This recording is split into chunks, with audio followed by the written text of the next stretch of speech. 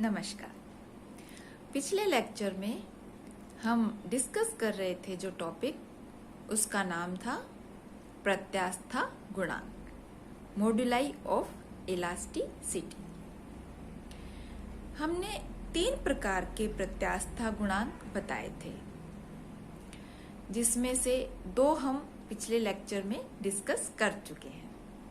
वो थे, पहला यंग का प्रत्यास्था गुणांक, Young's modulus of elasticity Y। दूसरा था आयतन प्रत्यास्था गुणांक, बल्क मॉड्यूलस, जिसे हम K द्वारा लिख रहे थे। आज हम लेंगे अंतिम यानी कि तीसरा प्रत्यास्था गुणांक, जिसे हम कहते हैं अपरूपण या दृढ़ता गुणांक, मॉड्यूलस ऑफ रिजिडिटी। इसके लिए जो नोटेशन हम लेंगे वो है नीटा। किसी वस्तु पर बाह्य बल इस प्रकार लगाया जाता है कि वस्तु की आकृति में तो परिवर्तन हो, परंतु उसका आयतन, वॉल्यूम स्थिर रहे, तो वस्तु अपरूपित या शीयर्ड कहलाती है। इस प्रकार के परिवर्तन के लिए वस्तु की सतह के समांतर स्पर्श रेखीय बल, टेंजेंशियल फोर्स, आरोपित करना पड़ता है।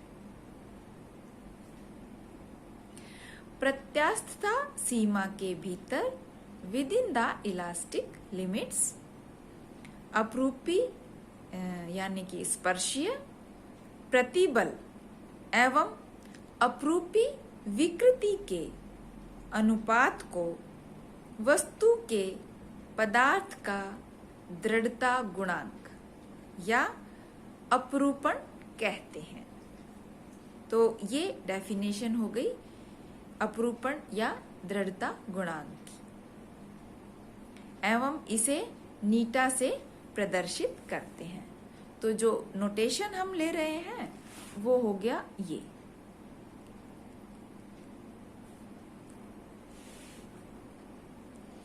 अर्थात लेफ्ट हैंड साइड में आप लिख लीजिए नीटा, यही चिन्ह जो अभी मैंने आपको दिखाया था, बराबर है राइट साइड में, राइट हैंड साइड में हो जाएगा अपरूपी प्रतिबल डिवाइडेड बाय अपरूपी विकृति। तो ये डेफिनेशन है अपरूपण या दृढ़ता गुणांक की। अब एक चित्र लेते हैं हम, जिसमें हम क्या प्रदर्शित करेंगे, अपरूपण विकृति कोण के रूप में। तो इस चित्र में ABCD एक घन क्यूब का परिच्छेद यानी सेक्शन है। क्यूब लिया, उसका एक सेक्शन लिया, उसे हमने नाम दे दिया ABCD,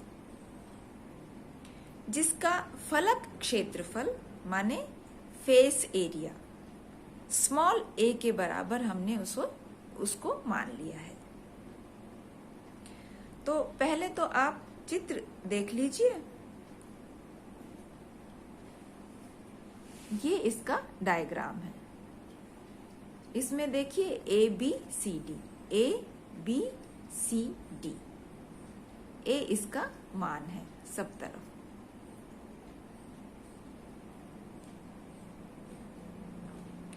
अब हमने क्या किया, इसके पृष्ठ AB पर स्पर्श रेखीय बल लगाकर इसे अपरूपित किया।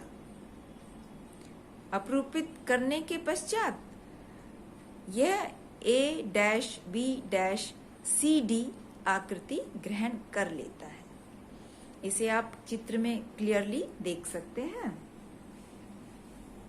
ये जो चित्र है ABCD पहले था और फिर हो गया A dash B dash C D. अब यहाँ पर ये जो चीज है, यहाँ पर मैंने लिखा है थीटा और ये भी थीटा, और ये जो दूरी हो गई इसको मैंने नाम दे दिया x का। सेम यहाँ पर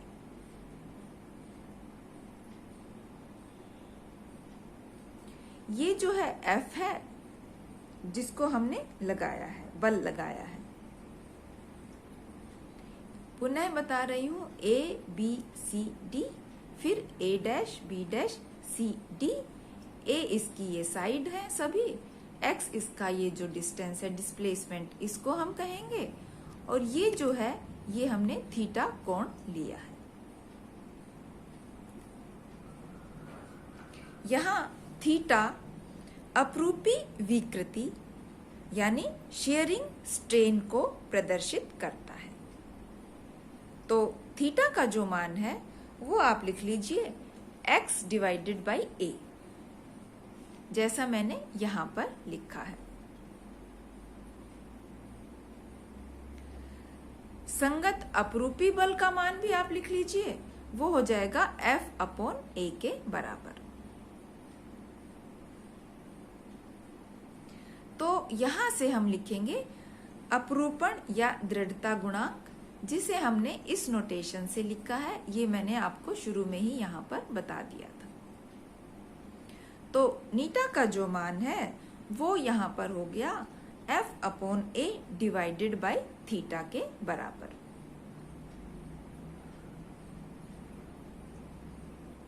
अगर थीटा का मान 1 रेडियन हम ले लेते हैं तो नीटा हो जाएगा F अपॉन a के बराबर। अर्थात दृढ़ता गुणांक उस स्पर्श रेखीय प्रतिबल के मान के बराबर होगा जिसके कारण एकांक रेडियन उत्पन्न होता है। इसका विमीय सूत्र लिख लीजिए, वो होगा m l-1 t-2 एवं MKS प्रणाली में न्यूटन वर्ग मीटर इसका यूनिट हो जाएगा। Newton divided by metre square, newton divided by metre square इसका यूनिट हो जाएगा। यह प्रत्यास्था गुणांक केवल ठोस पदार्थों में ही हो सकता है, क्योंकि तरल पदार्थों में निश्चित आकृति रखने का गुण नहीं होता है। तो हम डिस्कस कर रहे थे प्रत्यास्था गुणांक में अंतिम प्रत्यास्था गुणांक, जिसे हमने अपरूपण या दृढ़ता गुणांक का नाम दिया है। ये कंप्लीट हो गया प्रत्यास्था गुणांक का टॉपिक। अगला टॉपिक में आप लिखिए पॉइसन पॉइजन्स रेशियो, जिसे हम कहते हैं पाइसा निष्पत्ति। इसको हम डिस्कस करते हुए बताएंगे, जब किसी तार पर लंबाई की दिशा में बल लगाते हैं तो उसकी लंबाई में वृद्धि होती है, साथ ही उसका काट क्षेत्र घट जाता है, जिसके परिणाम स्वरूप उसके व्यास में भी कुछ कमी आ जाती है। इसका तात्पर्य यह हुआ कि बल केवल अपनी दिशा में ही परिवर्तन उत्पन्न नहीं करता है, बल्कि उसके लंबवत दिशा में भी परिवर्तन उत्पन्न करता है। यदि बल की दिशा में लंबाई में वृद्धि होती है तो बल की दिशा के लंबवत दिशा में संकुचन होगा। ऐसा हम एक चित्र के द्वारा प्रदर्शित कर सकते हैं। अब आप चित्र देख लीजिए। ये जो चित्र हमने यहाँ पर बनाया है, इसमें हम दिखाएंगे कि एक तार में अनुदैर्ध्य एवं अनुप्रस्थ विकृति किस प्रकार से हम प्रदर्शित कर सकते हैं।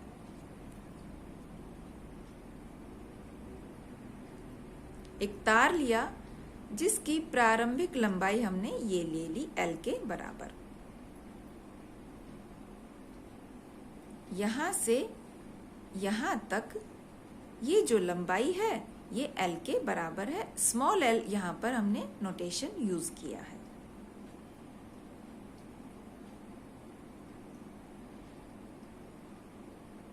फिर बल लगाया है F के बराबर, जो मैंने यहां पर प्रदर्शित किया है।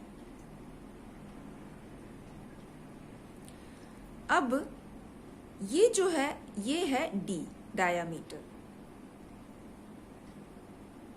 प्रारंभिक मान डायामीटर का।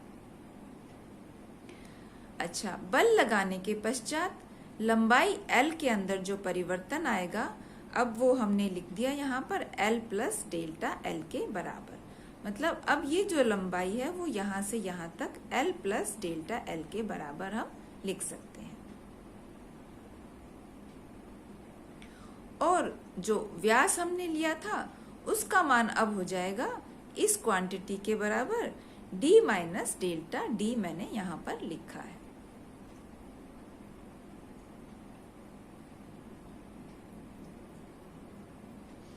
तो जो चीजें या जो नोटेशंस हमने लिए हैं वो हो गए L, फिर हो गया L प्लस डेल्टा L, ये क्वांटिटी है।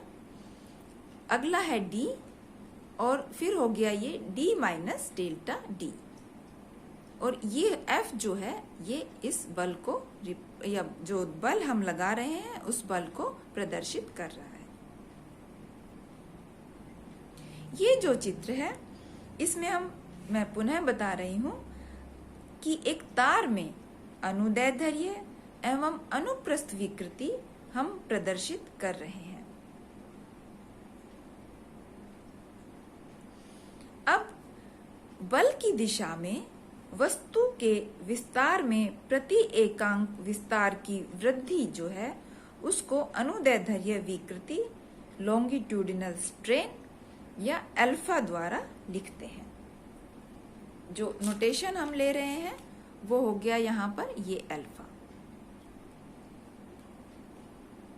एवं बल की दिशा में लंबवत संकुचन में प्रति एकांक संकुचन परिवर्तन को अभिलंबीय या पार्श्वीय या अनुप्रस्थ विकृति कहते हैं, ट्रांसवर्स और लेटरल स्ट्रेन। इसे हम प्रदर्शित करेंगे एक नोटेशन के द्वारा बीटा। देखिए यहां पर मैंने बीटा लिखा है।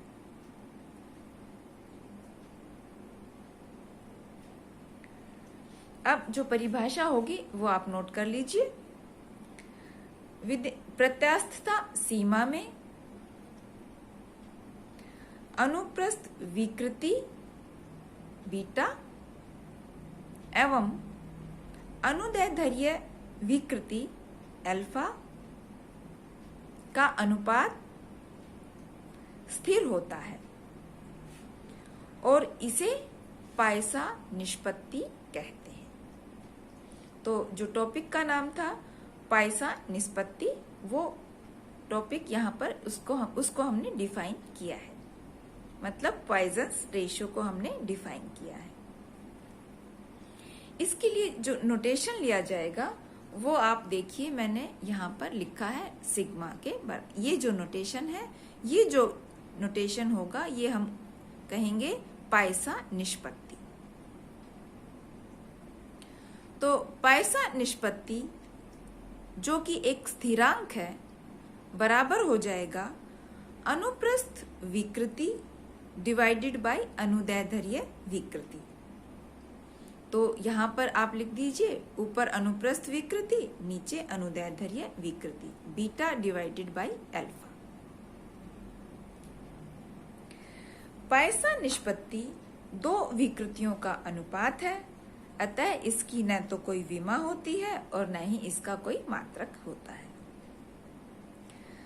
माना किसी पदार्थ पर इसकी लंबाई की दिशा में बल F लगाने से इसकी प्रारंभिक लंबाई कैपिटल L में परिवर्तन या स्मॉल l ले लीजिए में परिवर्तन डेल्टा L एवं व्यास D में परिवर्तन डेल्टा D हो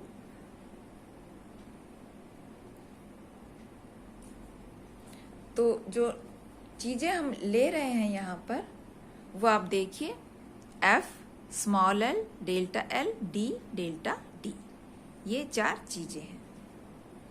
तो अनुदैर्ध्य विकृति अल्फा का जो मान होगा वो आप लिख दीजिए delta L divided by L के बराबर। अनुदैर्ध्य विकृति बीटा का मान जो है वो आप लिख दीजिए delta D divided by D with negative sign.